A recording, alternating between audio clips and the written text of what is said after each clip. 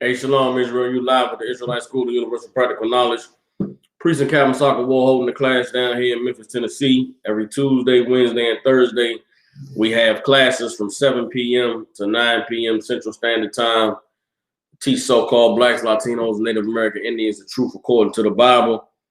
What is the truth according to the Bible? The truth is that so-called Blacks, Latinos, and Native American Indians descend from the greatest people that have ever walked the face of the earth. The Bible identifies us as the 12 tribes of the nation of Israel. And in 2020, with all the things that are going on around the earth, this knowledge and this wisdom and understanding contained inside this book is vitally important for the survival, for the progression, and for the advancement of so-called Blacks, Latinos, and Native American Indians. All right, every Tuesday is brotherhood class. Every Wednesday is a biblical law class. Every Thursday is scripture breakdown. All right. In these classes, what we do is we go into the Bible. We pull scriptures, not just to read them, but to gain understanding of the context, to gain understanding of how it applies to our lives, to gain, understanding of why the Bible is important and what the message is for those who it was written for to receive today. You understand? Throughout history, especially in this country, last 400 years, there's a lot of lies that have been told about this book. There's a lot of lies that have been spread about God and about, what's required of us as his children. And so the ISUPK aims to dispel all the lies, to shed light on all of the fallacies, to correct all of the mistakes that have been taught and that have been presented about the Bible and about God and about, how God deals with us here on the earth. All right. So what we like to do to start the class off is that I'll open it up to questions. If any brothers or sisters have any questions, all you got to do is type in the chat on Facebook or YouTube. And you will answer your questions. If nobody has any questions, we'll go into the topic slated for tonight's class. Tonight's class, again, is a brotherhood class. The title of the class is Love Thy Brother as Thyself. You understand? Love thy brother as thyself seems like a easy concept. But again, like we have gone over many times in these classes, the idea of what love is out here in the world and in this society pales in comparison to what God called love in the Bible. It's a beautiful thing about the Bible when you begin to understand it and you begin to, know how it's meant to be read and understood, is everything that's inside the Bible is explained and defined conceptually and contextually in the Bible. There's not one scripture in this Bible that stands alone by itself. There's not one scripture that you read and not have an understanding of what it means if you know other scriptures that connect to it. And that's what I'm thankful to the Most High in Christ for in the ISUPK, is that we've learned and been taught, and studied to show ourselves approved to be able to know how these scriptures connect, to be able to know how contextually and conceptually to break down concepts like love, like brotherhood. You understand? The world doesn't know what love is. The world doesn't know what brotherhood is, but the Bible defines it inside the Bible. All right, so when we're talking about love and loving your brother as thyself, you have to know what love is according to the scriptures. So that's what we're going to get into tonight. Again, if anybody has any questions, all you got to do is type them in online. If you got any questions in the class, all you got to do is raise your hand. Sis, you got some questions? All right, come on with it. The first question that I had is I'm trying to get it. It's in Job. The first scripture is in Job 8 and 9. Well, I wanted a breakdown on Job 8 and 9. Okay. It says we are but of yesterday, and I didn't know what that meant. So. Okay, no sweat. So the sister had a question on Job 8 and 9. All right. And for those of you brothers and sisters out there who, you may be new to the truth, or maybe you're a brother like myself, you've been in the truth for some time, right? And sometimes it can be not difficult to read the Bible, but sometimes you can be you can be at a loss for study. You understand me? Some brothers, you've been in the truth for a while. You studied and got precept books and got breakdowns. And it can be hard sometimes to know, well, what am I going to study? What I suggest brothers and sisters do is to just open up the Bible one day and begin to read wherever you open it. You understand? You've been in the truth for some time. You know, you just open up the Bible and you read, you'll find scriptures that you've never gone over before. You'll find things that you know, the questions will come to you that you maybe never pondered before. And so for brothers and sisters who feel like they, you know, I know the Bible, I've read the Bible, I challenge you to just open the Bible up and read it. And I guarantee you're going to find new things. You're going to find, you know, having grown in the truth and learned, you'll find something that you may not have understood the context of before. You'll read it now and be like, damn, that's heavy. So I just challenge brothers and sisters, just pick up the Bible and read sometimes, all right? So you had a question on Job 8 and 9. Job 8 and 9 is in parentheses, right? So what it means is like it's explaining the scripture that came before, all right? Explaining why something was said in the scripture before. Anytime in the Bible you see parentheses, that's why. It's because when it was written, this phrase of that verses in parentheses was explaining the verse that came before it, or giving some context to the verse that came before it, all right? So in order to understand verse 9, let's go. Let's go to verse 5. All right. Hold on. Let's just start at the top of chapter 8. All right. This is Job chapter 8, verse 1. It says, then answered Bildad the Shuhite and said, so now we understand who's talking. Bildad is speaking, right? How long wilt thou speak these things, and how long shall the words of thy mouth be like a strong wind? Meaning, when you going to shut up? How long you going to keep running your mouth, right? Does God pervert judgment, or does the Almighty pervert justice? Meaning, is God ever wrong? Is God ever unrighteous? Meaning, to pervert judgment would mean you a bad judge. You a crooked judge. He says, God a crooked judge? No, right? Does the Almighty pervert justice? Would God pervert justice? Would he not call somebody to get justice in a situation where they deserve it? No, right? Verse 4, if thy children have sinned against him, and he have cast them away for their transgression. If thou wouldest seek unto God betimes and make thy supplication to the Almighty, if thou were pure and upright, surely now he would awake for thee and make the habitation of thy righteousness prosperous. So he's saying, he's checking Job, because Job is crying about his condition. Job is sad and upset about what's happening, right? And this brother's saying, man, why don't you shut the hell up? All this running your mouth. Is God unrighteous? Is God pervert justice? No, he doesn't. If your children were sinners and they did evil and then they died, if you were to pray to, if your children did sin and they died, right? Or God took them away for their transgressions. If you prayed God, if you sought him, if you begged and pleaded with him, wouldn't God hear your prayers? If you were such a righteous man, you such an upright man, wouldn't God hear your prayers? The answer to that is yes. Meaning Job is crying about his children dying, crying about losing all of his property, crying about the condition he's in. That literally crying. But Job is like, this is not right. What's happening to me is wrong, man. Where is this coming from? Where's all this evil coming from? This brother's saying, man, shut your goddamn mouth, all that whining. You deserve this. God doesn't do nothing wrong. God doesn't pervert judgment. If your children did something wrong, if they sinned and God took them away, if you were such an upright and honest man, if you were all the righteousness you say you are, if you prayed to God, God will hear your prayers. Verse 7, though thy beginning was small, yet thy latter end should greatly increase. For inquire, I pray thee, of the former age, meaning inquire, ask about the old days, ask about back in the day. Everybody understands? And prepare thyself to the search of their fathers.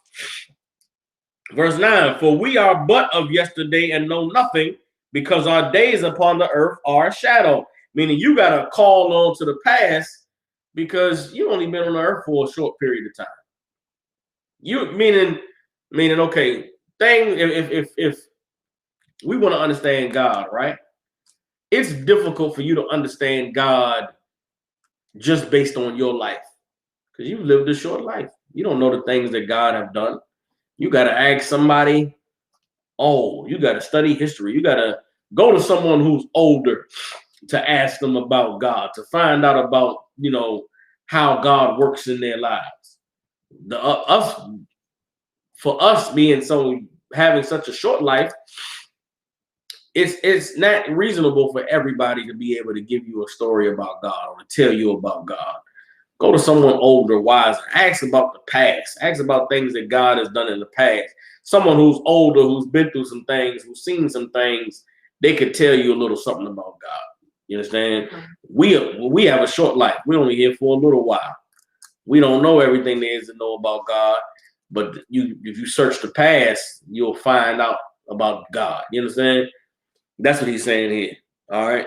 So that's verse 9. For we are but of yesterday and know nothing, because our days are upon the earth as a shadow. I mean, we on the earth for a short period of time. Same way you see a shadow, you know what I'm saying? You outside, you see your shadow. Before you know it, the shadow's gone. The sun went down. You don't see the shadow no more. That's our lives on the earth. We only here for a short time. You understand? Is that it on that? All right. If you keep on reading down in verse 8, the brother continues to go into checking Job on questioning the Most High. Everybody understand? So he was basically saying that he messed up somewhere for the Most High to punish him like that or something. Job is complaining. Imagine somebody who had it all and then lost it. And they like, man, I don't know where this came from. How did this happen to me, man? I did everything I was supposed to do. I lived my life the right way. I served God. I obeyed him. I ain't done nothing wrong. And somebody come and say, oh, nigga, shut your ass up talking about you ain't never did nothing wrong. You did something wrong. If you ain't never did nothing wrong, then why is this happening to you? God ain't evil. God ain't unjust. You did something for this to happen to you. You either your children brought it on themselves or you brought it on. You understand? If you were so righteous, if you were so upright, you would pray to God and God would hear you. How do we know? We know because he's saying if you don't know that, then you need to search. We need to go into the history, go into the past, find somebody and ask them about God. God always come through for those who deserve it. That's what he's telling Job right now. Okay, concept. So it's a lot. Come on with it. So before this, and I haven't read the whole book, but he never prayed to the Most High. No, Job did pray to the Most High. No, like him, he was saying if. Like, what did he say? He was like, if you seek God, basically now. He didn't pray to him. So he wasn't saying seek God now. Oh, okay. He was saying, so this is verse 8, Job 8:8. For inquire, I pray thee, of the former age, and prepare thyself to the search of their fathers. Meaning, he's saying, if you're trying to figure out why this happened to you, pray. I inquire you to pray of the former age, meaning seek out the past. If you saying that you so right and this horrible thing happened to your children, well, maybe they punished for something their fathers did. Maybe you being punished for something your fathers did. But there's a reason why God is doing this, and it ain't because God is evil and God is wrong. So when he's saying, he's not saying I inquire you to pray like Job never prayed. He's saying pray about what happened in the past. Pray about the past. So you can get an answer on why this is happening to you if you think you're so right. But whatever the answer is, it ain't because God is evil. It ain't because God is wrong. Job was damn near blaming God. And this cat is like, man, shut the hell up, blaming God. You can't blame God. He ain't wrong. Whatever he decided to do is right. You better search the past, nigga. You better search your father's fathers and find out why God is doing this. Because meaning you thinking you lived a perfect life and that God should never do nothing to you. You don't know what's in your past. You don't know what's in your past. Think about generational curses. Think about things that we experienced in our lives based on what our mothers went through and our mothers' mothers and our mothers' mothers' mothers or our fathers and their fathers. Certain things we've gone through in our lives was because of the things that happened to people who were here before us. This the brother's telling Job that. You better search out the fathers and find out what's in your history to know what maybe that's the reason why God punishing you. But you better not sit here and blame God. Okay, that makes sense. Yeah, so that's what this was. Okay. And he goes on. The book of Job is excellent the book of Job is excellent in this regard as well. You may see something evil. You may see something evil happening to somebody. Don't ever assume that God is punishing them. Meaning you don't know why things happen in people's lives. Meaning this is good for being the truth. A lot of us came into the truth when we changed our lives, right? And a lot of our family members look at us like, man, you crazy, man, you changed, you in the cult, right? And we learn coming into the truth that coming into the truth doesn't mean your life is going to be wonderful. Doesn't mean you're not going to have struggles. Doesn't mean you're not going to have temptations, right? But we come into the truth, hell, you may lose your job. Hell, you may have a relationship. Your husband break up with you, leave you, abandon you. You know what I'm saying? You're a brother, you come into the truth, your wife of 15 years will leave you. And your kids will no longer deal with you. But people on the outside will look at you and say, see, that's what you get. God punishing you. God doing you in for all the dirt and the evil you done did. See, I knew he was in a cult. I knew he was wrong. Well, guess what? They wrong. They just as wrong as the people who ridiculed Job. Because these people got on Job back like, yeah, nigga, you must have did something evil. The whole time the Lord was testing Job to see how he would respond. You understand? And in the end, them same people that came down on Job like he was wrong, they were there to see Job when he got blessed. Job had many children again. Job got wealth again. Job's body was restored. He was healed. And they, just as well as they saw Job fall, they saw Job rise as well. So it's a lesson never to be Job going through a tough time and blaming God, but also never be the person on the sideline saying, see, God did that to you because you evil. Okay. So like I said, so was he right or wrong for saying what he said? Like, it's something, not necessarily saying, like, well, yeah, he's saying something that you did, but was he right or wrong for saying Okay. In the end, the men who ridiculed Job were wrong because they were telling Job, you deserve this. Okay. You did something. You did it. Whatever it was, you did it, nigga. God dealing with you now. Job was saying, man, I ain't did nothing wrong. I don't deserve this. What's happening to me is what happens to evil men. What's happening to me is what happens to sinners. And I ain't never sinned. And these men are getting on Job's back. Job is praying, and an angel is talking to Job. And Job is saying, why is God dealing with me this way? This is wrong. And the angel is saying, you can't tell God he's wrong. How the hell can you tell God he's wrong? Can you tell God this, and that? The angel starts to run down things that Job has encountered in his life, and Job can't explain those things. And so the angel is like, if you can't explain this, then how the hell are you going to explain God? Explain why he's right or wrong. And so the whole book of Job is this brother suffering, trying to find the answer why. And the reason why a lot of times we search for answers when horrible things happen to us is because we think those answers will make us feel better. We search for a reason to just say to ourselves, well, at least I know why it's happening. You feel better. You know what I'm saying? Well, think about, and I use this a lot. I mean, I think about it a lot of times when it comes to relationships. And this is one of the examples. You know, your brother may lose a woman. Woman may, not want to be with him no more. They arguing and fighting, she leave, right? Or same thing for a sister. Sister could be with her man, or let's say a sister got a man and he go and he get another woman, right?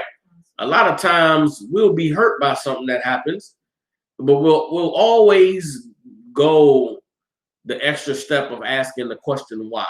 You know what I'm saying? Like, well, brother, you lose a woman, that woman leaves, she don't want to be with you, she want to go be a hoe. Don't ask her why. Why you want to know why? Why you want to know the answer to why she wants to be a hoe? She gonna be a hoe, I'll just let her go be a hoe. Sisters, the same thing. Sisters are your man get a new woman and he want to get another woman, and you want to ask that man why. You want to ask that man, well, why you want to get another woman? Why is not that question you want to know the answer to? It's better for you not to know why. It's better for you to just deal with it, because why is really not something that you should want to know the answer to.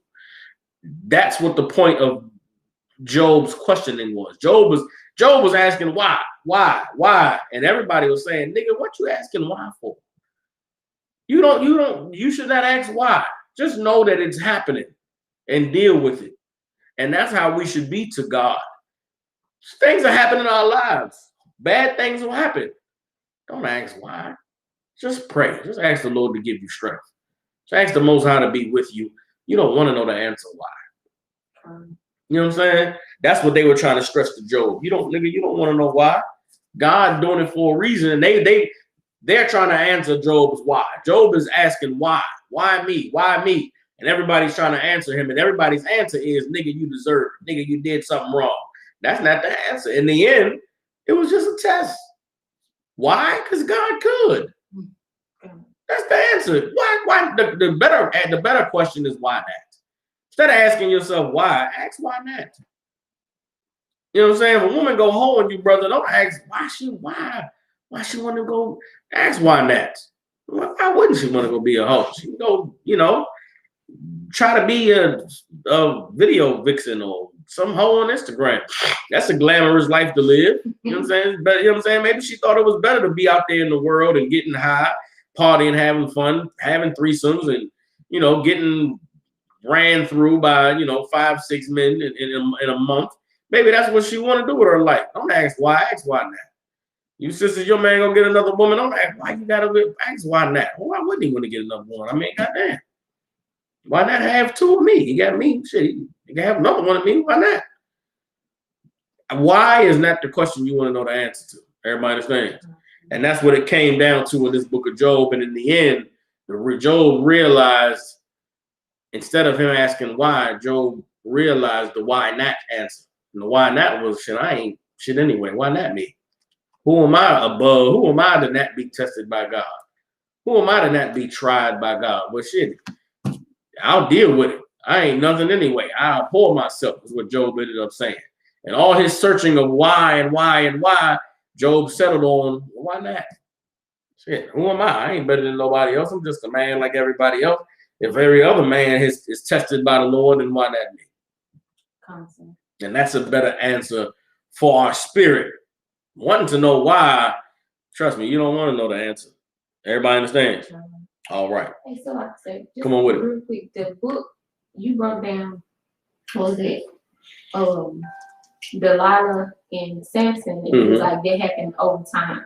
Something like this happened over time too, right? Like it wasn't.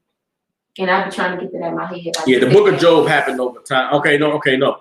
Job's tragedy happened in one day. Oh, shit. Okay, Job lost everything in a day.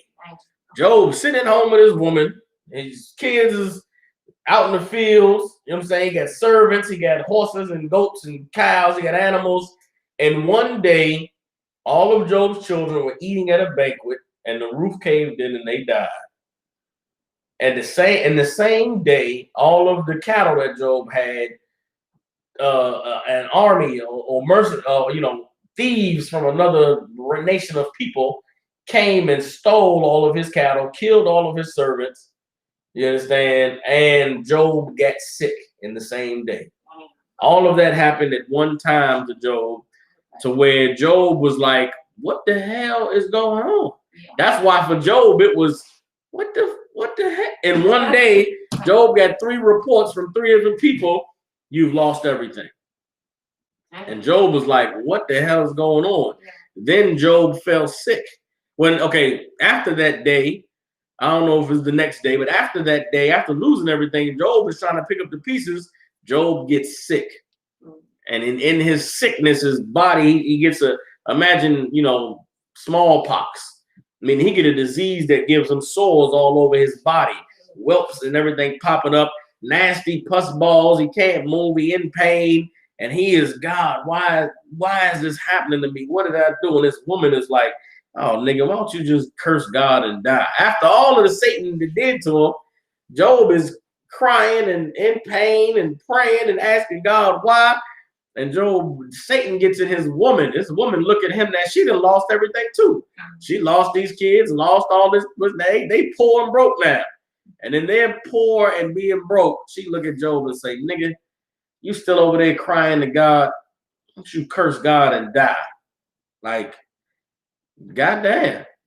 Everything was stacked against Job. That's why Job cried his entire, dealing with all of it was him crying and whining and asking why. You understand? And that's a very human thing to do. Anytime you suffer anything in life, it's natural to want to, why God, why me? Why are you punishing me this way? I know before the truth, I thought that God heard me when I asked him why. When I cried and said, "Why me? Why are you doing this to me? What? I don't deserve this. I'm a good man. Or I promise I'll be better. I promise I'll get it together. I promise I'll live my life right. Just please don't do this to me." You know what I mean? And it had to be done.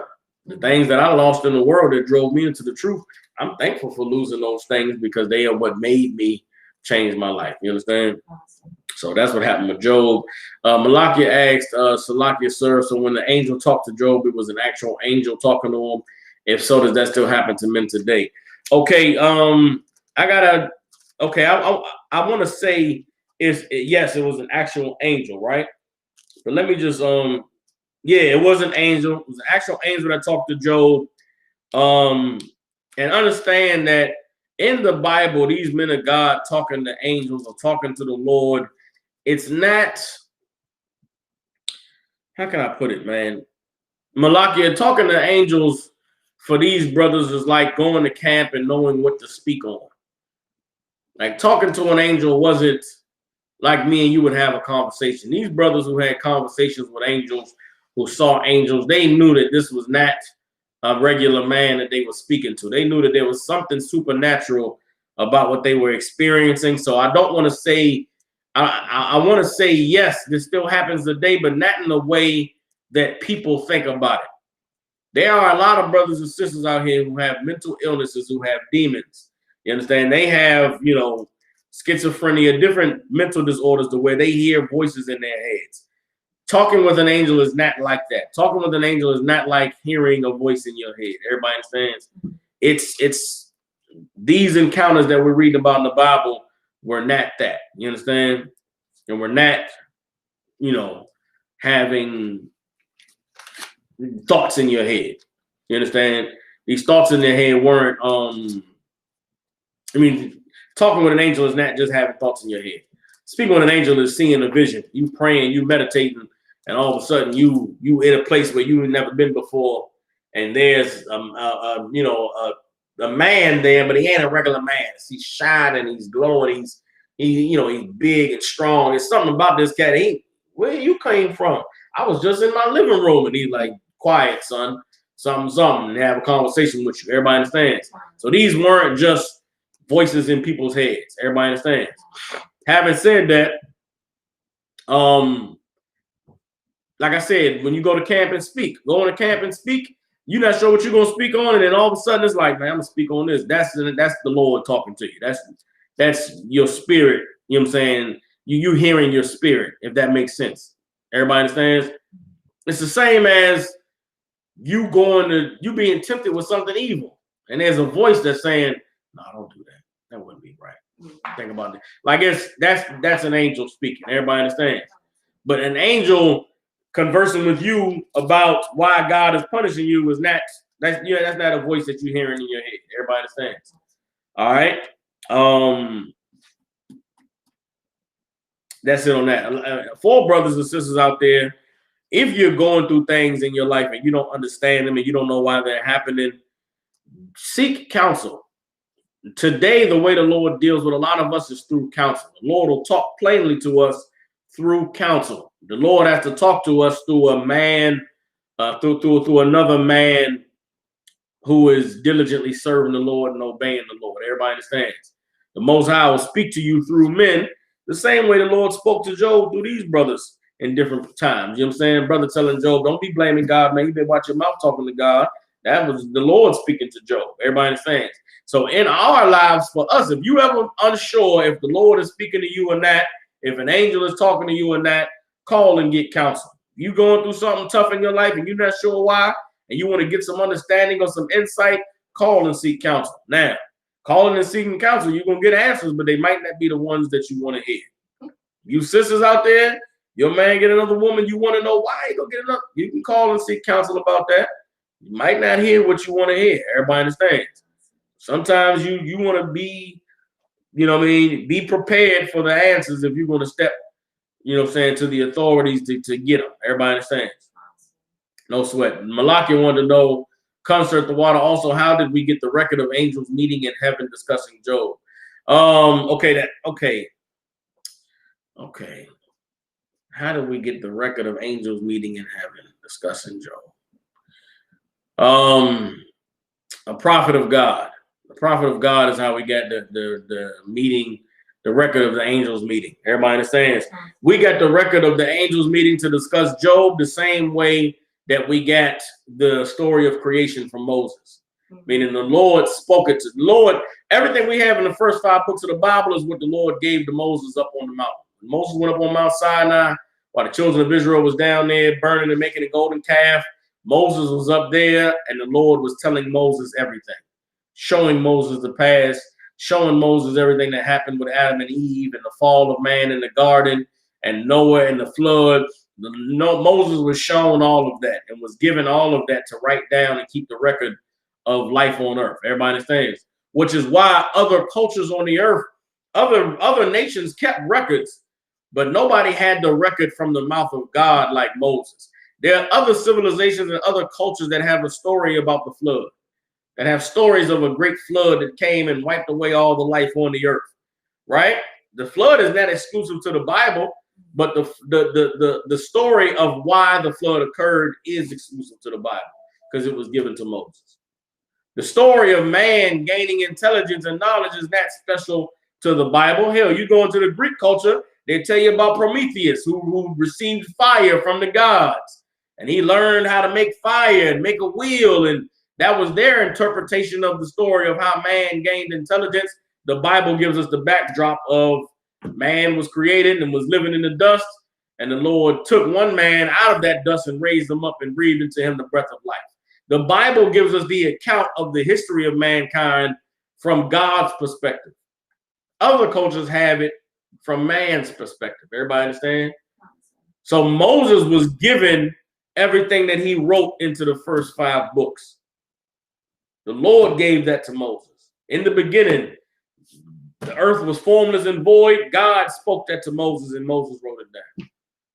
So like it's sweet, just clicked that he actually wrote that. You know, it just clicked. I don't know why, it just did. And I say it because, you know, you read Genesis, but I wouldn't think that he wrote it. Or the Most High gave it to him. So he went back all of the Most High showed him all of those years. Yes, don't think all of those years. Because if you go and you read, if you go read the book of Genesis, Genesis jumps many time periods. Genesis jumps many years. Genesis starts on the first day of creation, all the way until Adam was made. That's a long ass span of time. God doesn't go through every single detail of how everything was done, but he gives it to Moses on the first day. This was done. The second day, that was done. Moses wrote it down. And understand, when Moses was writing down Genesis, when he wrote down Exodus, when he wrote down Deuteronomy, Moses was writing down the history of our nation. This was being recorded for every generation of our people to come and remember the beginning. Remember how it all started. It just so happened that this got taken and given to the world, but it was given to Moses for the children of Israel to establish us as a nation. Why did we need the story of creation? Why do we need the story of the backdrop of the flood? Why do we need to know about what happened with Abram and him sacrificing Isaac? Because it was unique to our family. The Egyptians have their creation story. Jeb ejaculated into his mouth and spit forth the earth. Neb, they have their story. The Chinese got some story about some great dragon in the sky breathing fire, and then China was made. The East Indians have a creation story of a war in the sky with the gods, and then the Indian people were created. Everybody has their own history.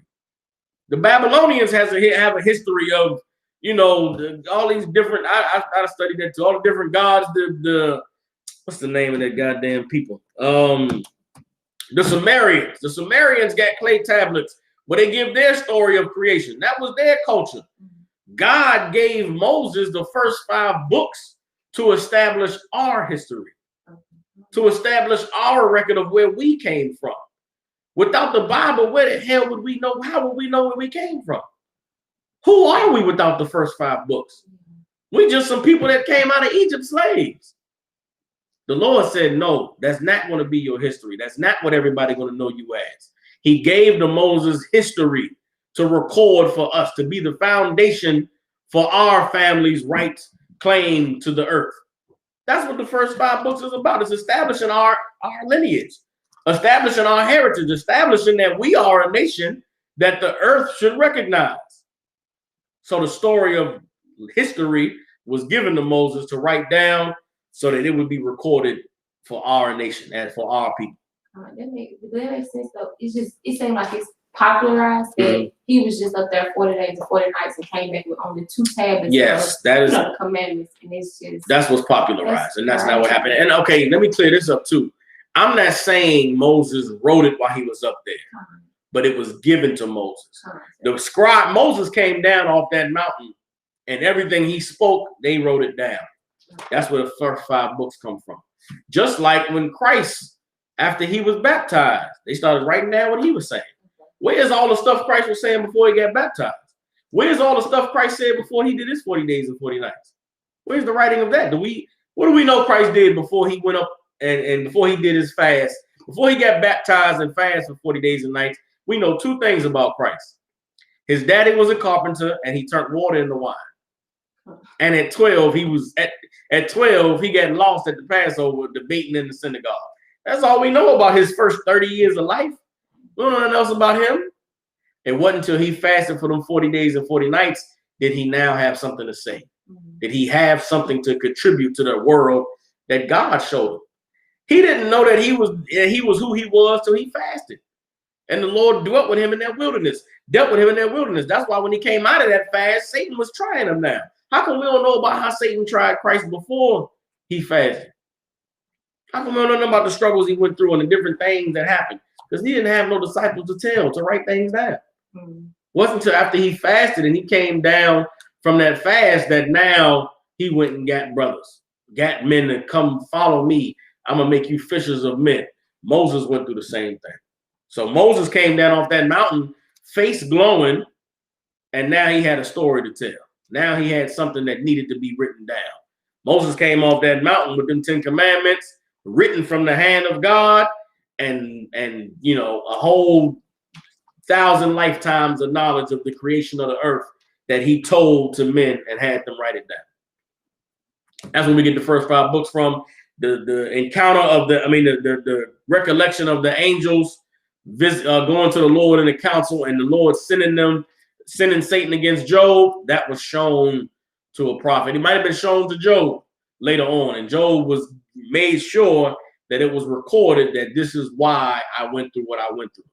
The Lord wanted it to be known before you even get to reading Job, before you even get to this horrible circumstance of this brother's life and all these people blaming him. The Lord wanted you to know I did this to Job. So the whole time you're reading the book of Job, you already know, well, God did this. God told Satan to try him. So as you're reading the horrible thing that read Job, the 2nd chapter, and hear the horrible things that happened to Job. The Lord let you know in the beginning, I did this. You ain't gotta, as we're reading what happened to Job and reading his friends coming and telling him, Job, you out your goddamn mind, man. You better watch your mouth talking about God. God do what he want to do. God ain't unrighteous. We already know God did this to Job. As we read Job crying and whining and questioning, we already know, well, God did it. You read the book of Job, every time you turn the page, you hearing men say, Job, you did it, you deserved it, but you know Job didn't deserve it. Yeah. You're reading Job asking why did God do this? And you like, well, dang, why did God do it? Because we know God did it. Yeah. You reading the whole book of Job till you get to the end and realize, oh, Job was just a man like I'm just a man. And God decided to try Job whatever way he saw fit. So when God tries me in my life, I should do like Job did and abhor myself. I should accept whatever God deems fit to happen in my life because he's God and he's great and I'm just a man. I'm just a woman. That's the Lord in the book of Job. You understand? People love to say that the Bible is just a book written by men. You mean to tell me men put that together? A man just one day just decide. Who is this nigga? I want to meet this nigga that just got wisdom of God to know that we're going to write this book and craft it in this way that is so eloquent and wonderful that you'll know God at the end of it. I want to meet that nigga. That nigga's amazing. And this is just the one book of Job. This is an amazing piece of writing. If this is just some man just woke up one day and said, you know what, I'm gonna write me a novel. Well, the Lord was with that nigga. Find that nigga and crown him. Yeah. I don't want to hear nothing about no Shakespeare. I don't want to hear about no James Patterson. Go goddamn who the one that make the nasty books that y'all like? Zane.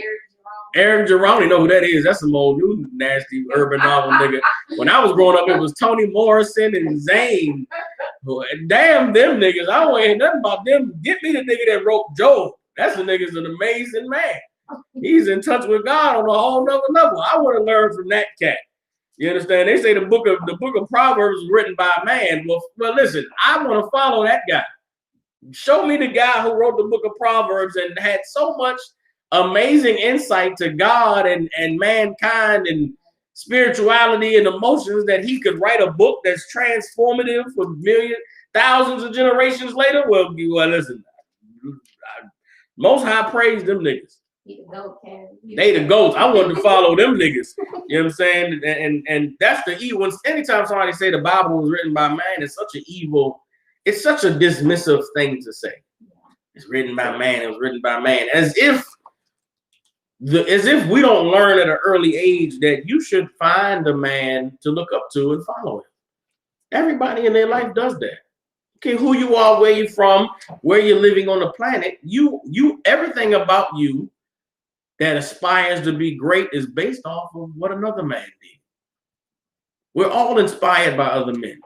So you mean to tell me that a book that was made by men that has such amazing insight, such amazing laws and rules that it would build and craft a perfect society, I shouldn't follow it because man wrote it? Damn that. Damn that. These men who wrote this book were amazing. Amazing, and their words were so insightful and powerful. The words that they wrote, is what will save a generation in the time we're living in now. I want to follow those men. I want to do what the hell they said to do. Everybody the same. Are we good on that? All right. Any other questions? Yeah, come on with us, sis. I think it was Deuteronomy 15. It was 2 verses in there, and I just want to make sure. Deuteronomy 15 and 4, and then Deuteronomy 15 and 11. So it's in the same chapter. All right. 15 and 4 is talking about the usury and collecting debt after 7 years. And then it says, unless it's your brother, you don't collect debt. Unless it's poor in the land. And then verse 11 says that the poor will never cease to exist. So that means we can never collect debt from our brother. That was my question. So we can, since the poor will never cease to exist on the land, and we will never collect debt from our brother, right? Okay, I'm gonna read it for you. All right. Okay, so this is Deuteronomy. We're gonna start at verse 1. Deuteronomy 15 and 1 says, "At the end of every 7 years, thou shalt make a release." Everybody understands? Every 7 years, the Lord called for a year of jubilee, right, or a year of forgiveness. Everybody understands? After 7 years, debts were forgiven. Everybody understands? Verse 2, and this is the manner of the release. This is how you're going to release someone every 7 years. Every creditor that lends aught unto his neighbor shall release it. He shall not exact it of his neighbor or of his brother, because it is called the Lord's release. So any debt you had after 7 years, that debt got erased. Everybody understand? Of a foreigner thou mayest exact it again, but that which is thine with thy brother, thine hand shall release. Now, if there's a foreigner, someone who's not an Israelite, you can keep charging them after the 7 years. But of your brother, an Israelite, you got to release him from that debt. Everybody understands? Verse 4. Save when there is no poor. So like save when there shall be no poor among you, For the Lord shall greatly bless thee in the land which the Lord thy God giveth thee for an inheritance to possess it. You understand? Meaning you're going to release brothers from their debts every 7 years. You're going to charge the foreigners until there's no poor in the land. Because the Lord is going to bless us and we're going to inherit and have more than enough. Everybody understand? Verse 5. Only if thou carefully hearken unto the voice of the Lord thy God to observe to do all these commandments which I command thee this day. This is how we're going to end up being in the land with no poor among us, right? All right, he said in verse 11. Okay. All right, so I'm reading on. Verse 7, if there be among you a poor man of one of thy brothers within any of thy gates in the land which the Lord thy God gives you, thou shalt not harden thy heart, nor shut thine hand from thy poor brother, but thou shalt open thine hand wide unto him, and shalt surely lend him sufficient for his need and that which he wanteth. Verse 9, beware that there be not a thought in thy wicked heart, saying, the 7th year, the year of release is at hand, and thine eye be evil against thy poor brother, and thou give him naught, and he cry unto the Lord against thee, and it be a sin unto thee. So the Lord is saying, don't you be evil and think to yourself that in that 7th day, I'm not going to release this nigga. You understand? Because he'll pray to me, and then I'll hear his prayers, and I'll punish you for being evil. But that'll be me punishing an Israelite. The Lord is trying to teach us how to avoid getting him against us. Everybody understand? Verse 10, thou shalt surely give him, and thine heart shall not be grieved when thou givest unto him, because that for this thing the Lord thy God shall bless thee in all thy works, and in all that thou puttest thine hand to do. Verse 11, for the poor shall never cease out of the land. Therefore I command thee, saying, thou shalt open thine hand wide unto thy brother, to thy poor, and to thy needy, and in thy land. So here's what the Lord is saying. Verse 4, he's saying every 7 years, if there's a brother who was indebted to you, you release him of that debt. And you're going to keep this a rule until there's no more poor among you. Then later on, he's saying you're going to always keep this 7-year release because there's always going to be poor among you. So what is he saying? Keep the 7-year release until there's no poor among you. Then later on, he's saying, make sure y'all keep this 7-year release, and keep the law of lending to your brother if he needs it, because there's always going to be poor brothers among you. So do it forever? Do it forever. That's the point. Okay. The point is, this is going to be a law forever. You understand? As long as there's poor brothers, lend to them, and in the 7th year, release them from their lease. That way, there'll never be any poor. We'll get to a point eventually where there's no poor. Always release the brothers in debt after 7 years, because there's always going to be poor. So he's doubling down on always loan to the poor, always release them in the 7th year. That way there'll be no poor among you. Always give to the poor, always release in the 7th year, because there'll always be poor among you. It's driving home the point that you niggas better always lend, and after 7 years, forgive the debt. Okay. And think about black people right now, if we were to put this law into effect, right? Think about your Jay-Z, think about Oprah, think about, Puff Daddy. Imagine Puff Daddy gave 10 people $50,000 loans, right? 10 brothers, $50,000 loans. And those 10 brothers with that 50,000 was able to start a business. Yeah. And with that business, they able to establish themselves and grow their business. And every year they're paying Puff Daddy back 5,000 of that 50,000, right? So for 7 years, now Puff Daddy gives out $500,000 to these brothers. And for 7 years, he collects $5,000 a year, right? So that's $35,000 a year. Times that by 7. 35 times 7 is, man. Let me get okay, good. No, I got hold on. 35 times 7 is 105. Okay. Right? No, I'm tripping. 35 times 7 is 20. It's 21. No, it's not 35. No, I'm tripping. It's 10 people he loaned $5,000 to. They paying him back every year. That's $50,000 a year he's getting back. $50,000 for 7 years is $350,000.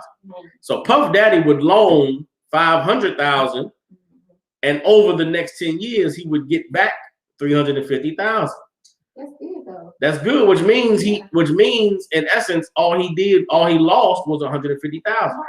Right? But losing that $150,000, think of the 10 businesses that could grow from that. Those 10 black businesses that grow from that $500,000 investment in 7 years are going to be making, who knows?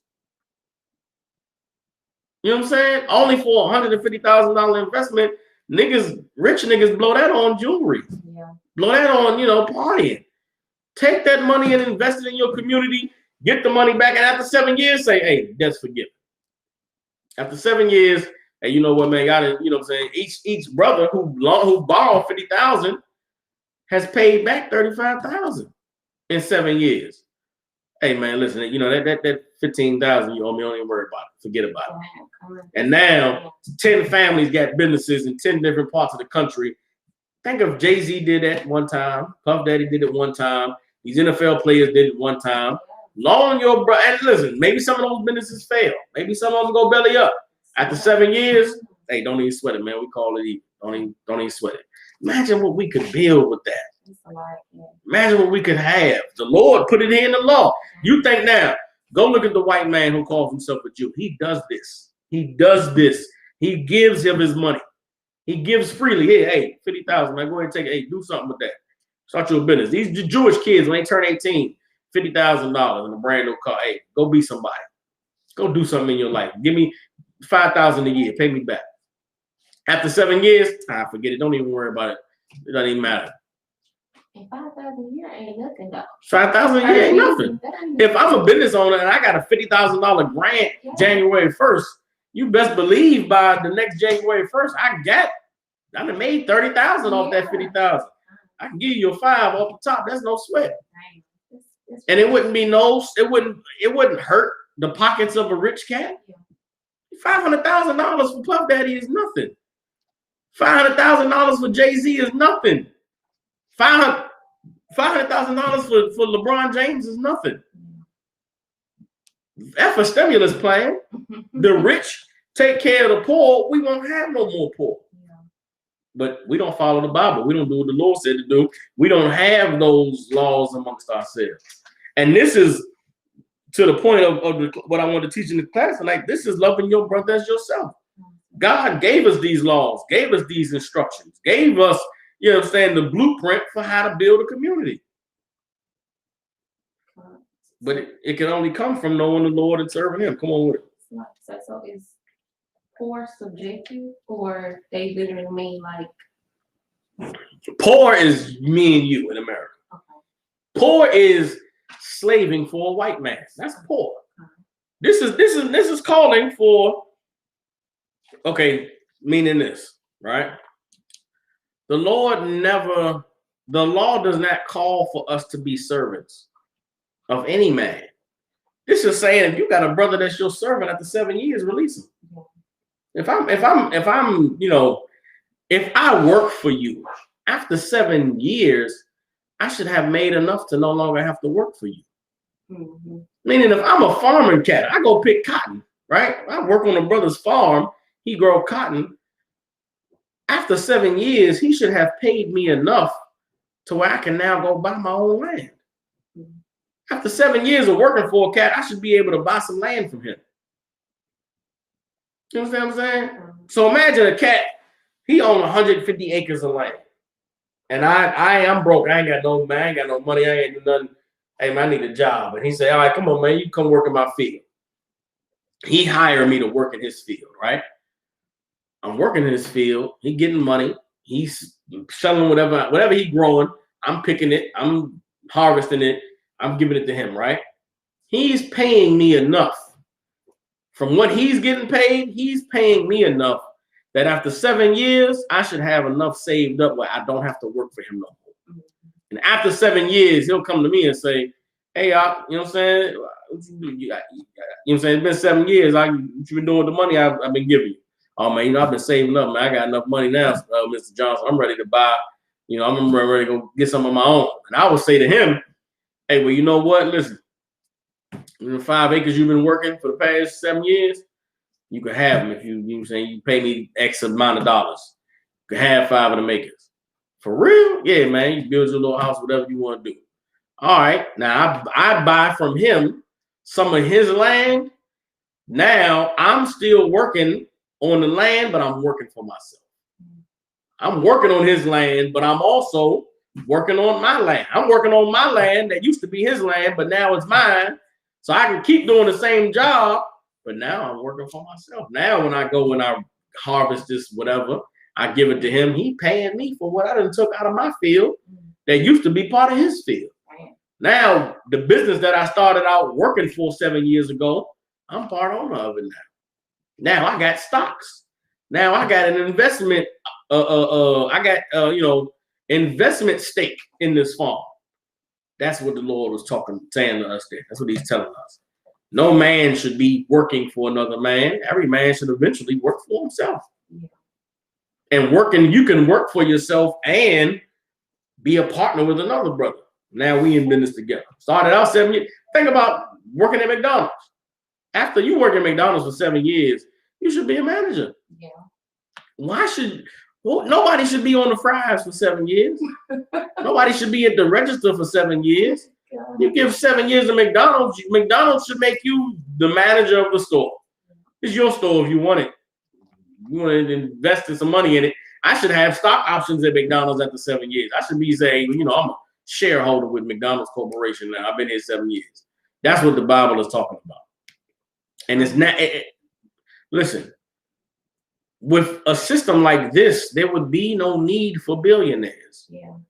Why do I have to be a billionaire when every 7 years, the people who working for me, I'm giving them an opportunity to own part of what I got, to give them more incentive to be better, to work harder, to do more. You know what I'm saying? Like, that's the way we're supposed to progress and take care of one another. And it's right here in these laws that the Most High gave us. There's no reason for there to be poor amongst us if we were to put into play these laws and these instructions that the Most High gave us. Everybody understands? All right, so that's it on that. Do you have any other questions? Okay, no sweat. Any brothers and sisters have any questions online? If you have any questions, y'all come on and bring them out. All right. All right. Let me say something. This is what I'm gonna do for tonight's class, right? Since we ain't got so much time. A lot of times we can look at the condition that we're in today as a people. You can look around and whatever city you in, whatever location you're in, you can look around and you can see our people suffering, see our people on drugs, see, you know, the death rate in many of these cities. A lot of brothers and sisters killing each other nowadays, you know, and it just seems like it's real hopeless. It seems like, you know, it's hard for a lot of brothers and sisters to grasp that we are God's chosen people, that we are the people who the Most High is going to deliver on Judgment Day because of the condition that we're in. Sometimes it can seem like, man, there's no way that God loves us, because if he loved us, look at, why would we be going through what we're going through? Everybody understand? I want to read the book of Isaiah, the 1st chapter. You understand? And in reading, really, in a lot of times, just like we started out tonight's class with the question the sister had in Job, when Job was told, man, look to the past, look at the previous generations and see what they've done, and maybe to give you some insight into why your children had to die, why your children suffered, why you're going through what you're going through. It's important for us in this time that we're living in to look at the previous generations, to look into the past, and to see the mistakes that were made in the past, to see the evils that we allowed ourselves to commit and that we allowed to gobble us up, that prepared the way for this generation to be as evil as it is. You know what I'm saying? A lot of times you look at black people today and you'll say, man, this is horrible. It's messed up where we are. But it's important to look back at the past and see that they were messed up as well. And the reason why we're so messed up is because we've inherited what was passed down from previous generations. If you ever look at black people and you You're angry at God for what we're going through, or you're angry at the Most High. You say there's no way there can be a God because look at how horrible things are for us. I want you to go and read the book of Isaiah, the first chapter. Everybody understands? This is the Lord speaking to the children of Israel. This is Isaiah, the first chapter. And reading what we're going to read here in Isaiah 1, for many of you, is going to bring to mind what you see outside your door today. It's going to bring to mind what we are experiencing as a people today. And it is the reason why we suffer the things we suffer. Everybody understands? It's Isaiah chapter 1, verse 1. It says, the vision of Isaiah, the son of Amos, which he saw concerning Judah and Jerusalem in the days of Uzziah, Jotham, Ahaz, and Hezekiah, kings of Judah. So Isaiah was alive through the reigns of 4 kings. Everybody understands?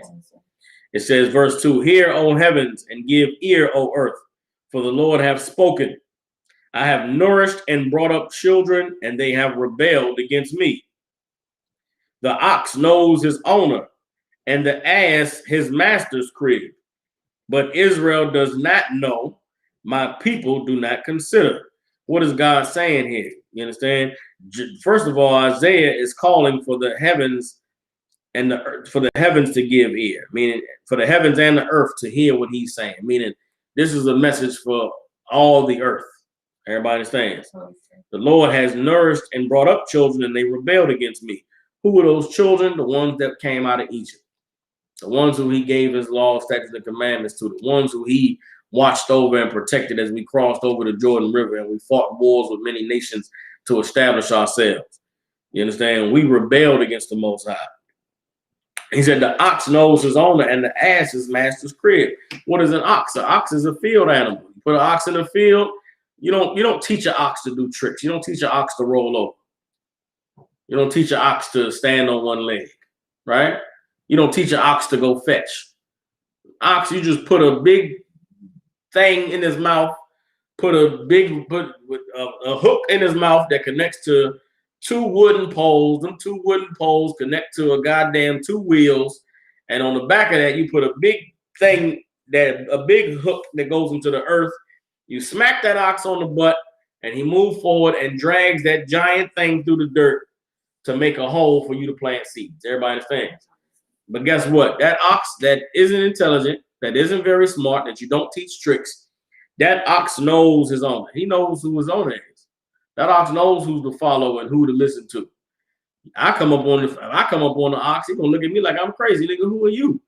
But if Mr. Johnson come up there, who's his owner, the ox gonna follow Mr. Johnson. Everybody understands? The ass knows his master's crib. What is an ass? An ass is a donkey. You teach a donkey to fetch and roll over and stand on one leg. No, that's not what you teach a donkey. You put big bags of fruit on that donkey back and tell that donkey and smack the donkey on the behind, and the donkey carry whatever you put on his back where it needs to go. Everybody understands? But guess what? That donkey, he knows where he belongs at night. The crib is the house. The crib is, where the animals go in at night. If anybody ever know anything about a farm, if you have animals that are grazing and roaming animals, you don't usually leave them out at night, especially not in the cold, not in the winter time. Them animals go out during the day, and at nighttime they come in.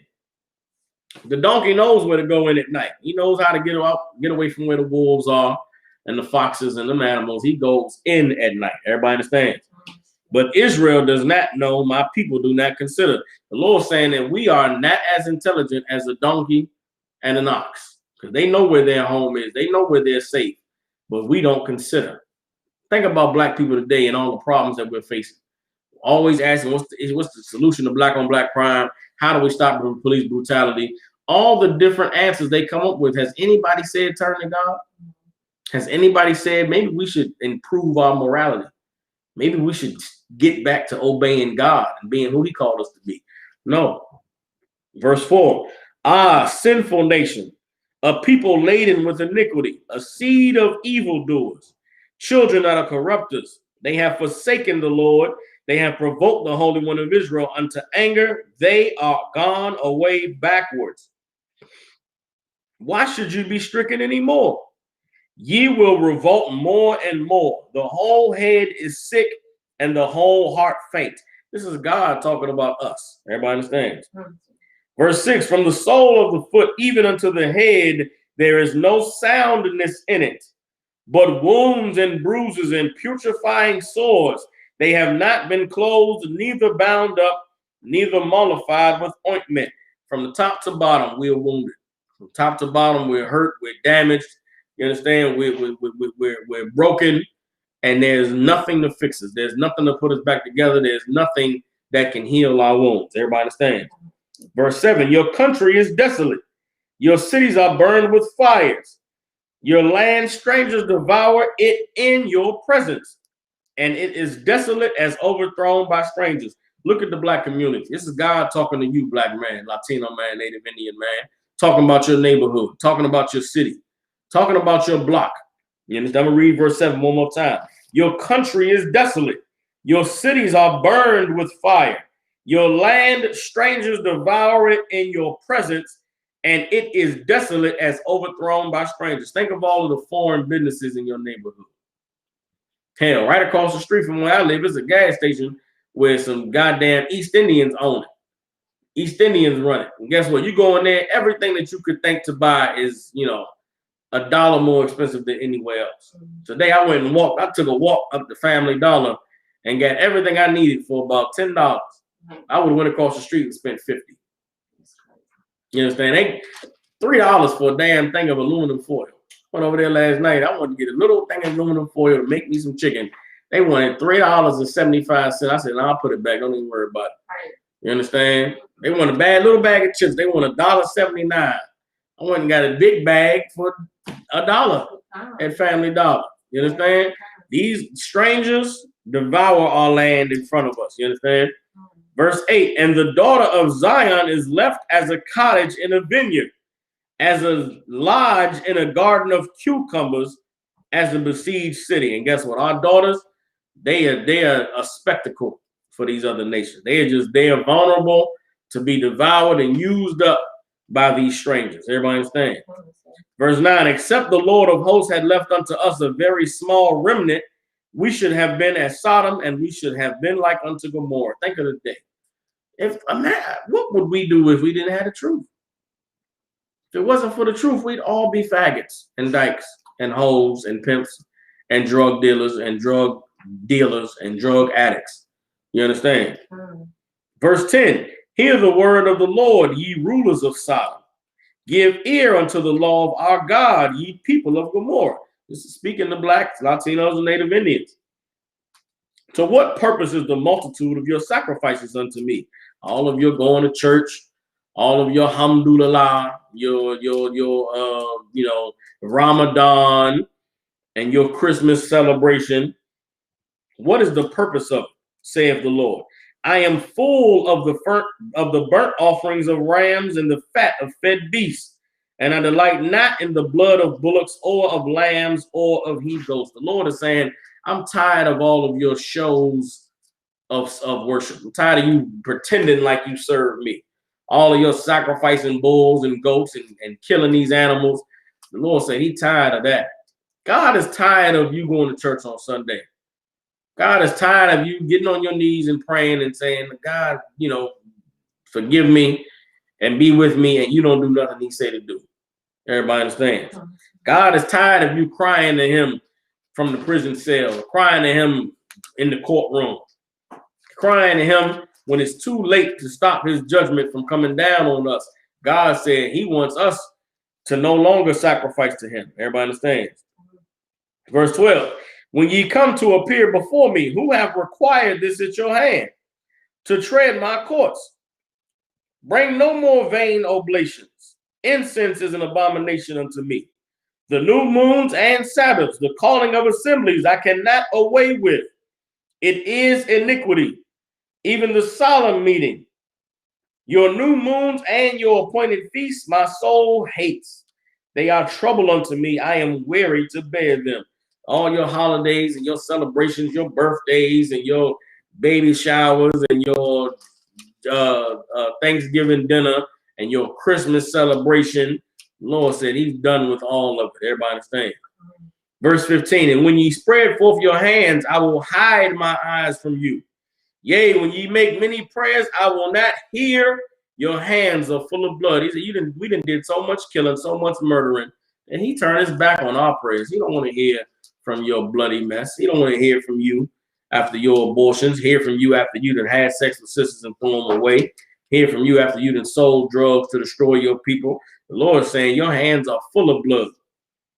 But does that mean you always got to stay that way? If you've done evil in the past, does that mean there's no joining you back to God? No. Verse 16, wash you, make you clean. You got to wash yourself off. You got to wash that blood off your hands. You understand? Clean that evil way out of your mind. You understand? Put away the evil of your doings from before mine eyes. Cease to do evil. That's how you get right with the Lord. Learn to do well. Seek judgment. Relieve the oppressed. Judge the fatherless. Plead for the widow. Come now and let us reason together, says the Lord. Though your sins be as scarlet, they shall be as white as snow. Though they be red like crimson, they shall be as wool. If ye be willing and obedient, ye shall eat the good of the land. The Lord is letting us know that there is a way out. Yes, we've been evil. Yes, we've done wrong. Yes, we've lived abominable lives before the Most High. And that's the reason why we're suffering. It's the reason why we're in prison. It's the reason why we're dying. It's the reason why our relationships don't last. It's the reason why the police are at our door, why they're in our community. It's the reason why the drug dealers are getting our daughters and our sons high. And we're dying in the streets. But guess what? We can change it if we turn to the Lord. We can change it if we come to the Most High and worship him. If we come to the Most High and we be obedient, we can turn these ghettos into the kingdom of heaven. We can eat the good of the land. Everybody understands? Verse 20, but if ye refuse and rebel, ye shall be devoured with the sword. For the mouth of the Lord hath spoken it. How is the faithful city become a harlot? It was full of judgment, righteousness lodged in it, but now murderers. We are the faithful city. We were the people who at one time stood for justice, stood for judgment. We were the people at one time that the earth would look at and say, you know what, man? No, their courts are fair. They deal with one another rightly. You understand? They have laws that are amazing and righteous. The Lord said, now it's become a whore. You understand? We used to have leaders who would lead, who had integrity, who had honor. Now they'll sell us out for, a record deal. Sell us out for goddamn money for education, funds, for the city budget. Verse 22, thy silver is become dross, thy wine mixed with water, meaning what? We became watered down. Well, think of what the Lord is saying. The Lord is speaking to black people. The Lord said, your silver is become dross, meaning what? Your shine don't shine no more. You understand? Not only does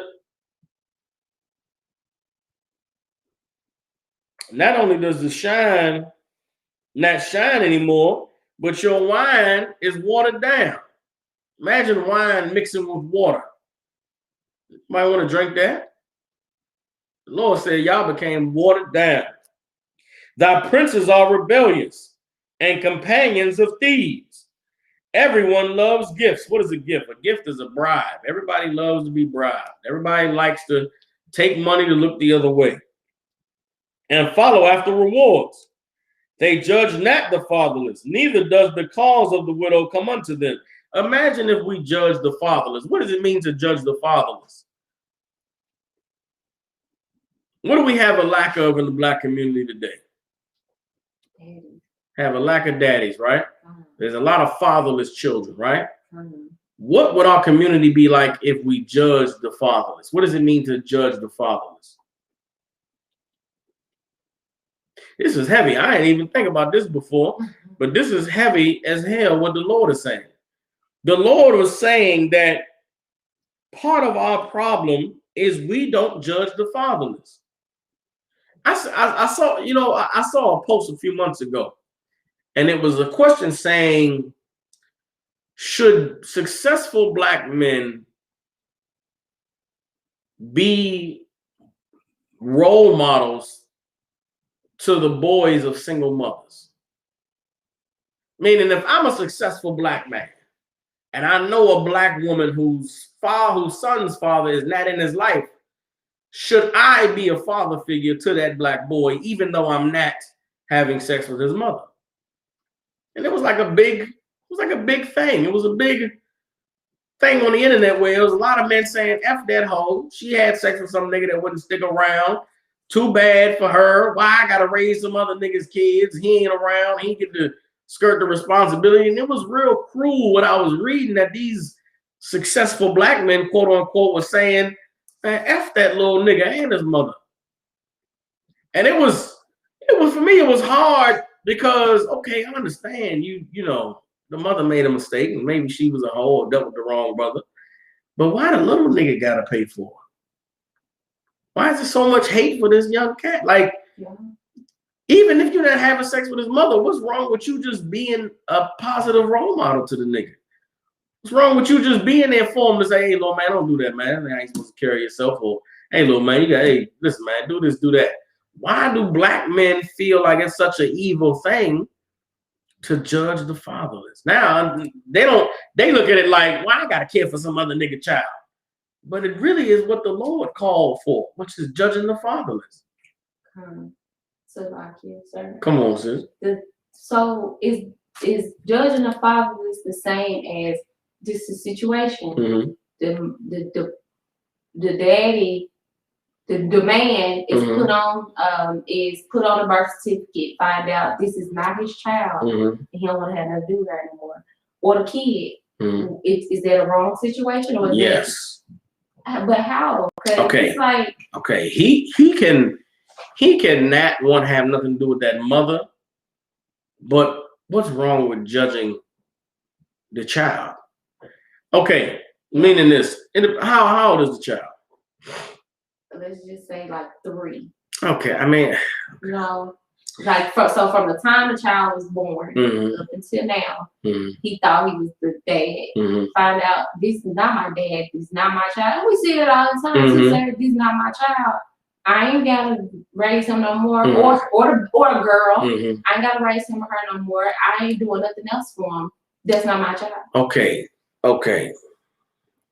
That's the same though. That is. Yeah, that's a rough one though. Okay. Judging the fatherless is being the father to a child who has nobody to correct them. Correcting a child who otherwise would not be corrected.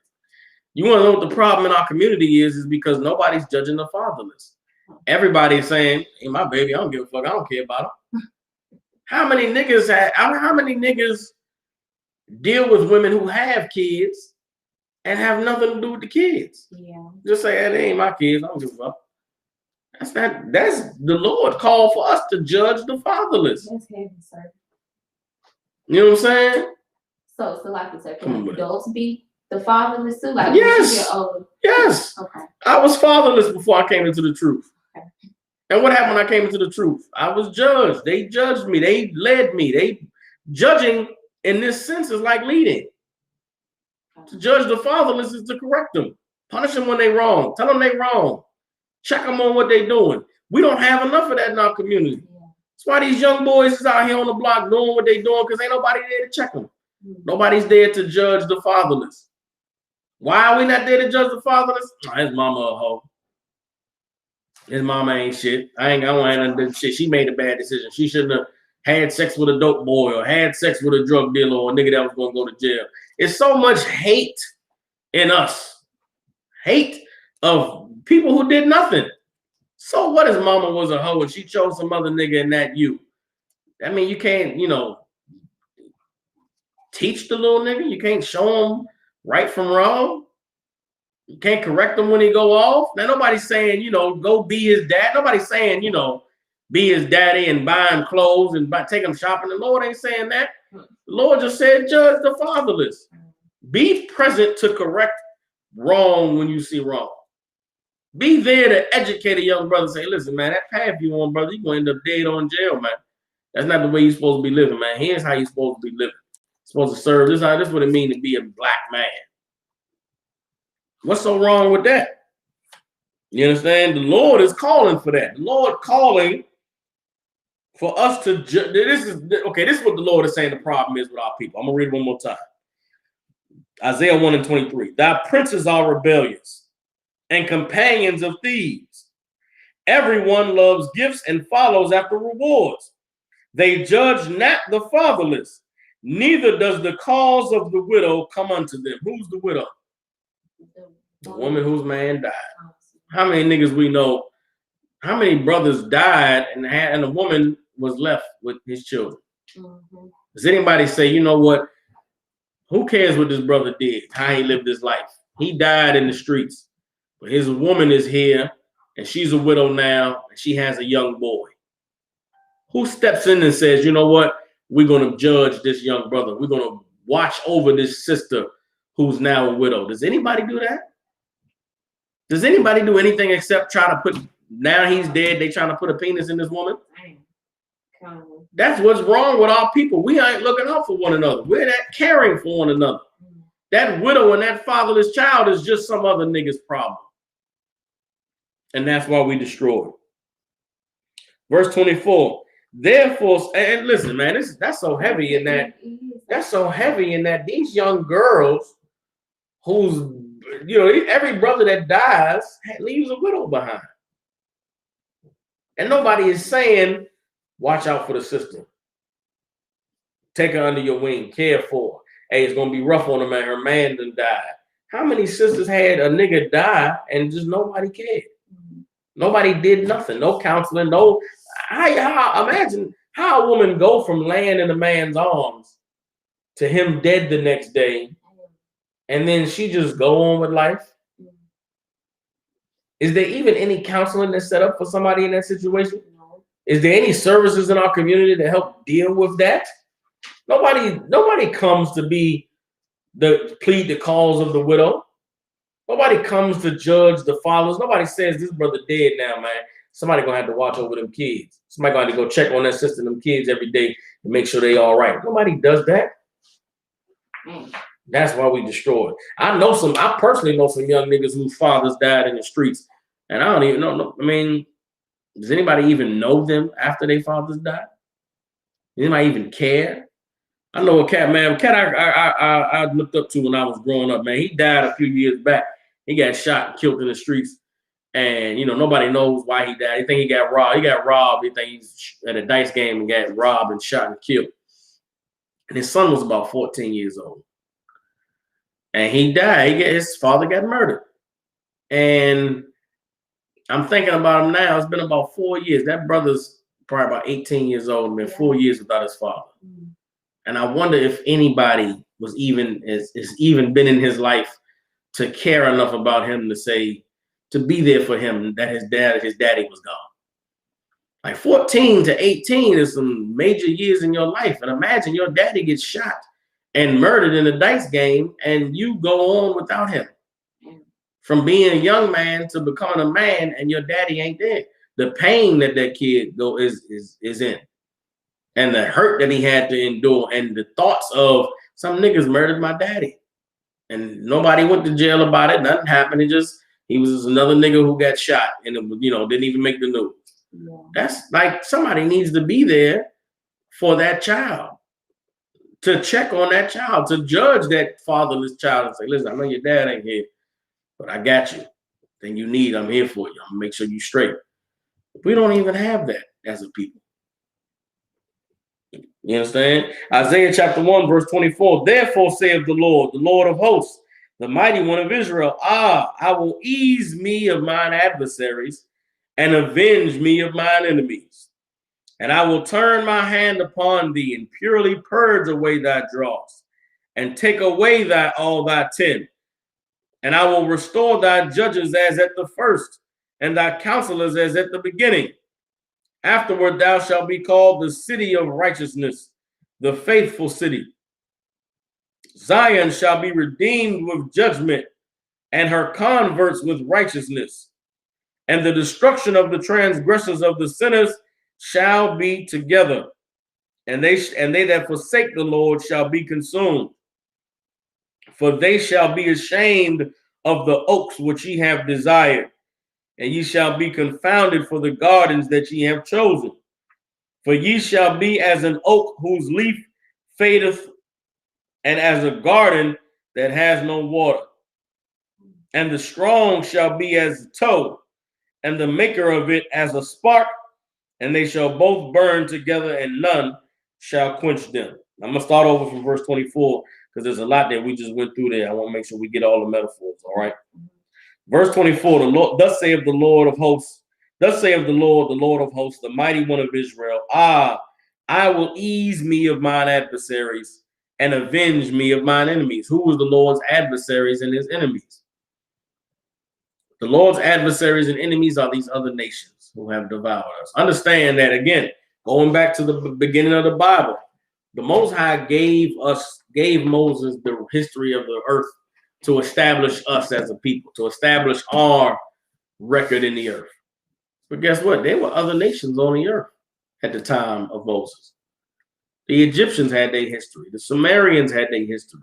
You understand? The Moabites and the Ammonites, you know what I'm saying? And all the Girgashites and the Canaanites and Japhites, all these people had their own histories, had their own cultures, but none of them kept the culture of the Lord.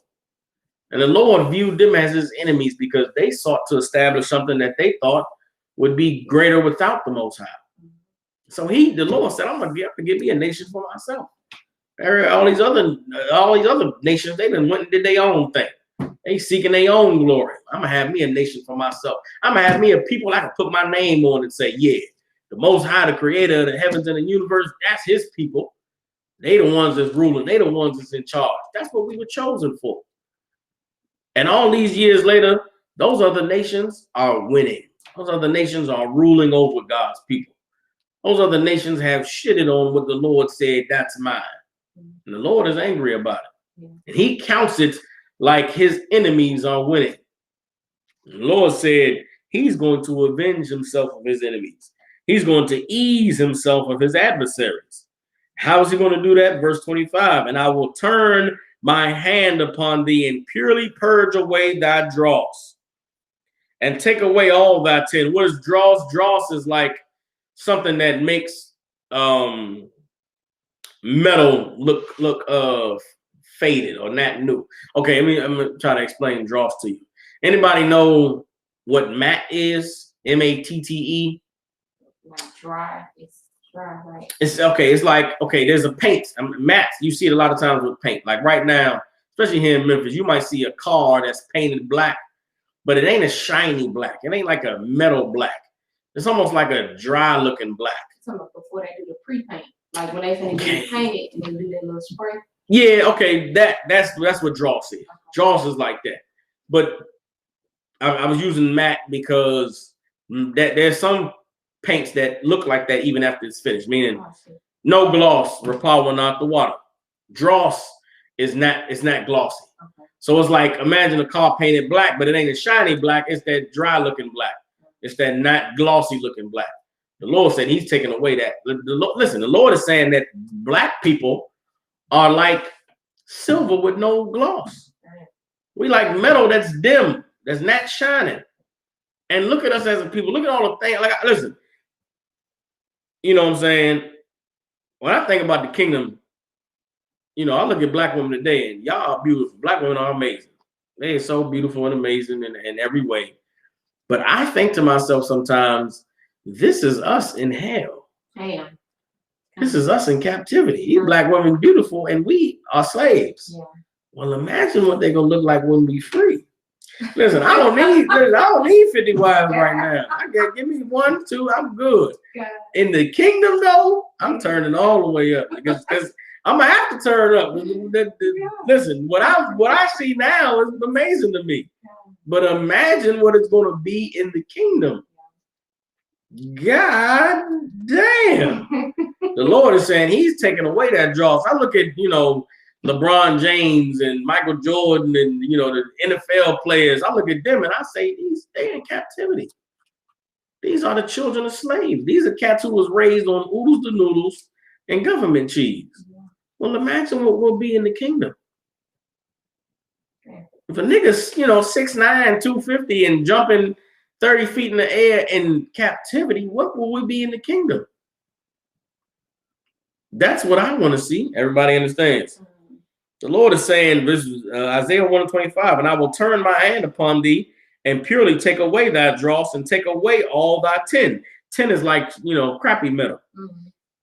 Verse 26, and I will restore thy judges as at the first. What happens when the Lord restores our judges? We don't have creepy, slimy leaders anymore. We don't have sellouts among us no more. No more Uncle Toms. No more stepping fetches. No more sellouts. Imagine a black community, no sellouts. Imagine what we could get done if we didn't have a nigga who would sell us all out to get what the white man got. The Lord said he's going to take away all the sellouts. And thy counselors as at the beginning. Afterward, thou shalt be called the city of righteousness, the faithful city. You understand? Zion shall be redeemed with judgment. The Lord said we're going to be redeemed with judgment. What does that mean? We're going to be redeemed with correction. We're going to be redeemed with punishing those who were wrong and rewarding those who were right. Everybody understand? And her converts with righteousness. Guess what? The brothers and sisters that are converted, they're going to be converted with righteousness. That's the time we're in now. Those of us who come into the truth, we didn't come into the truth because somebody beat us over the head and forced us. We didn't come into the truth because somebody was knocking at our door every day trying to give us a pamphlet. We came into the truth because we saw that these brothers is right. They saying is righteous, man. I want to live. I want to be better. I want to have a better life. I want to live the way that God intended for me to live. And that's why we come into the truth. You understand? Verse 28, and the destruction of the transgressors and of the sinners shall be together. And they that forsake the Lord shall be consumed. It's going to be a day where all of the sinners and the evildoers of our people, the Lord said they're going to be consumed away. They're going to be taken away. They're going to be destroyed. Right now, you may see sinners prosper. Right now, you may see transgressors living a good life. The Lord said that they're going to come and they're going to all be consumed. Verse 29, for they shall be ashamed of the oaks which ye have desired, and ye shall be confounded for the gardens ye have chosen. What are the oaks that we have desired? The Lord said we desired oaks and chose gardens. Why is the Lord saying we desired oaks and chose gardens? So like, is there like the metaphor for like wood or homes or something? Or literally, oak is wood, okay. And literally a garden is a garden. The Lord is saying we're gonna be ashamed for the oaks which we desired, and for the gardens which we chose. What is the Lord saying? What is the metaphor there? What have we desired? What do we desire today? To be like the other nations. To be like the other nations. The Lord said we desired the oaks. Why is the Lord calling these other nations oaks? Why is he calling them trees? Calling them wood? Why is the Lord using that metaphor?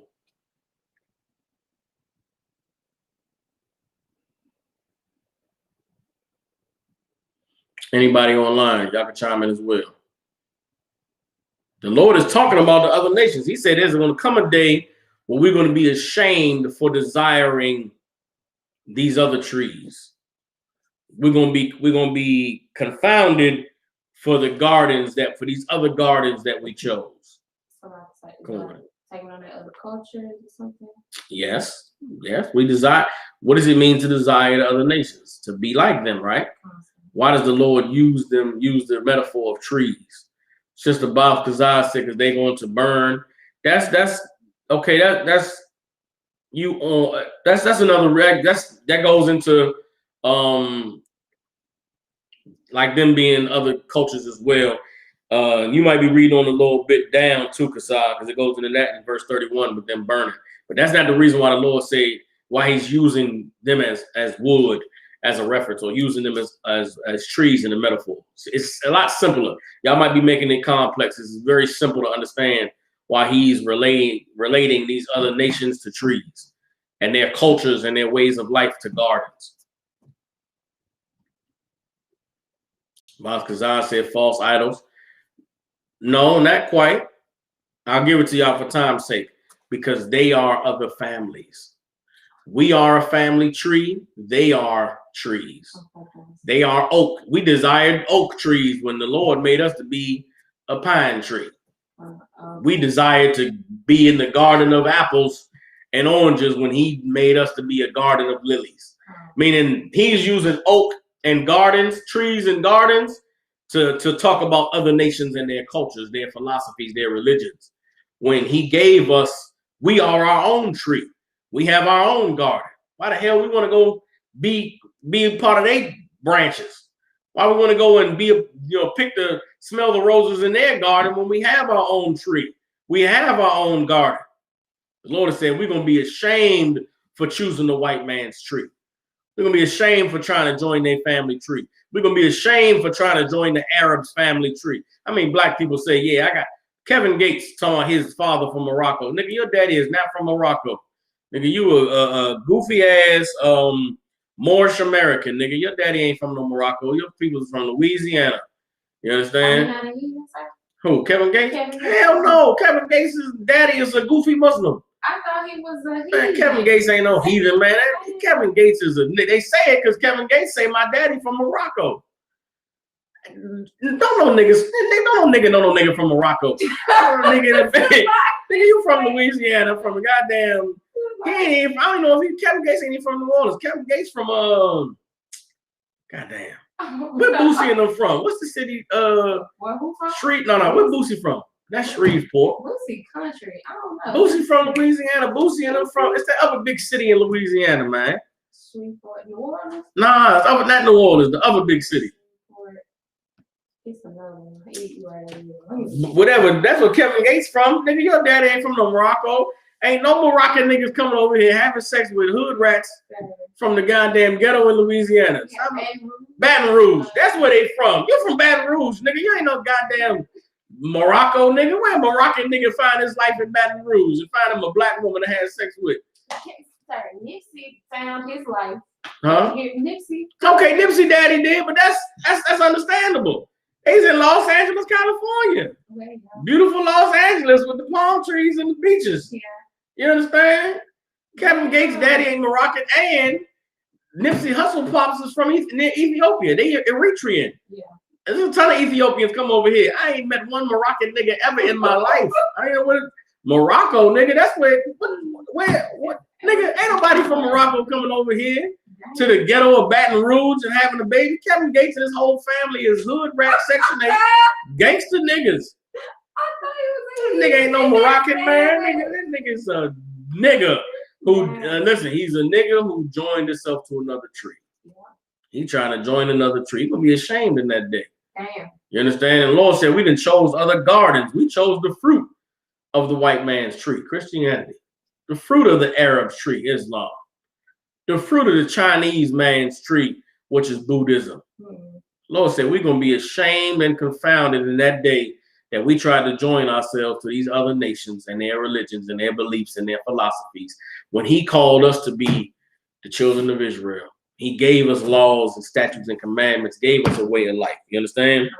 Verse 30, for ye shall be as an oak whose leaf fadeth.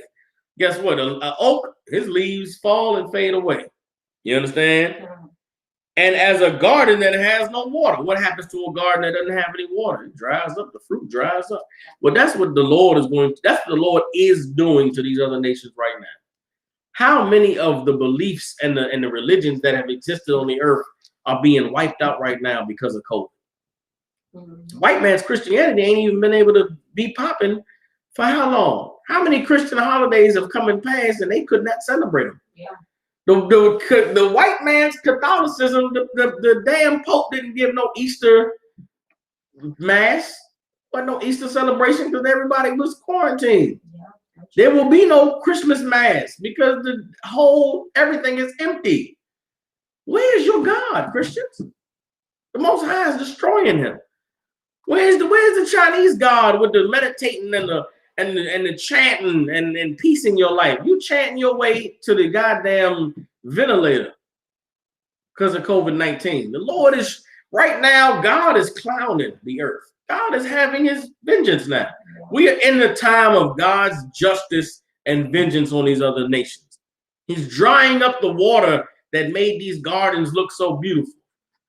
People are starting to realize what real life is about. When you get down to the nitty gritty, take away all of the, all of the access to all of the fun, exciting things. Life is about you, the life you live in, the family and the family you have and the people you're close to, and how you are managing life on earth. God is the only thing that can make your life something that's worthwhile. And how many people have been able to pretend and fake like they get God, pretend and fake like they holy and wonderful. And now the Lord is causing them to look at themselves in the mirror and realize that my life ain't really about shit. Yeah. How many people who, because of how many people, because the club was open on Friday, was able to pretend they had a wonderful life that they don't? The club has been closed for many Fridays. Yeah. Where are all those people who desperately needed to be seen on a Friday? The cat with the nice car who would pull up, what has he been doing for the past 6 months? Because he can't pull up. There's nowhere to pull up to. So now what is your life really about? Now what really matters? Now people are praying. People are, God, what's going on? People are realizing just how small and insignificant they are. And it is a beautiful thing, because the only ones who can shine in that time are the ones who always knew God. The ones who can shine in that time are the ones who know that, man, I serve the Most High. I ain't got nothing to worry about. Think of the paranoia and the fear that people are washing over people right now. Oh, they might shut down this city and shut down this state and close all these businesses. Think of all of the independent business owners who just knew that they was living a wonderful life because they got a business.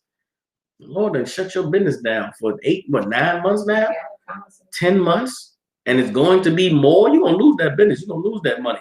Then what is your life about? The Lord we're in a time where we got to realize that the only thing that matters is us and our relationship with the Most High. And it would behoove us to make sure that we hold tight to that relationship, and that's what we pass to our children.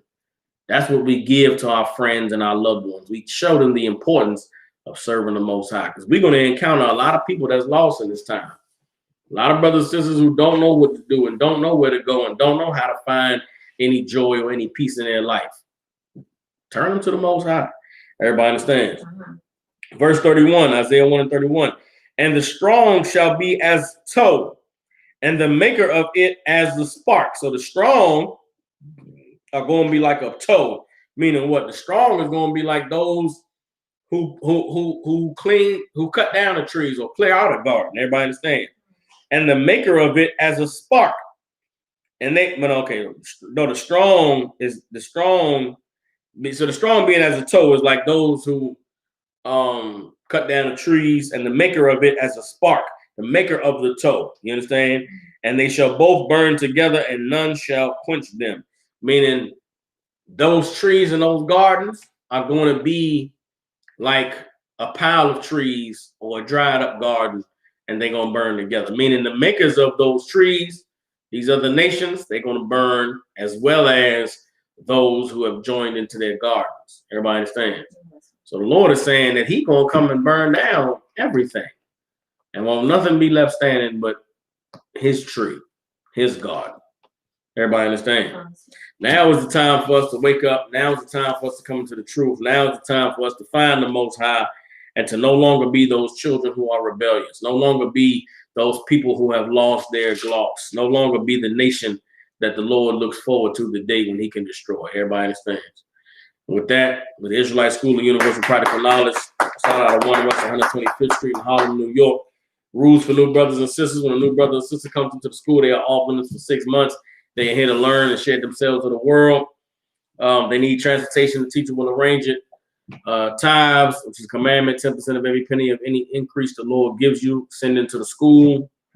Upcoming holy convocations, I believe tomorrow night is the feast of Hanukkah. Man, tomorrow is the feast of Hanukkah. So y'all brothers and sisters tune in online. I'm saying, see what the brothers and sisters around the nation are doing to celebrate Hanukkah. I'm gonna figure out what we're gonna do here in Memphis. All right, it came up so quick. So I'm gonna see. I don't know if I'm gonna teach class tomorrow or what we're gonna be doing. We're gonna figure it out though. And let me see. Rules for new. I mean, a brother want to be a trooper in the school. Start wearing all black boots, pants, headband, scarf.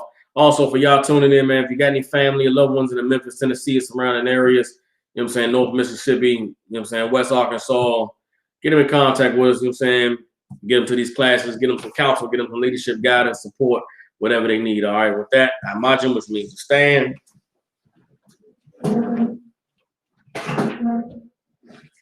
All right, we'll give one courtesy salute to individual Imagine Shabbat, Imagine, Barak, Yahweh Bashim, Yahweh Shabbat Thumb. The Most High bless you in the name of Yahweh Shah. Yahweh Matah, hands down. Saw, turn to face the sisters. From individual, one courtesy salute, Imagine Shabbat, Imagine, Barak, Yahweh Shemal, Thumb Bashim, Yahweh Shah. The Most High watch over you in the name of Yahweh Shah. Yahweh Matah, class dismissed.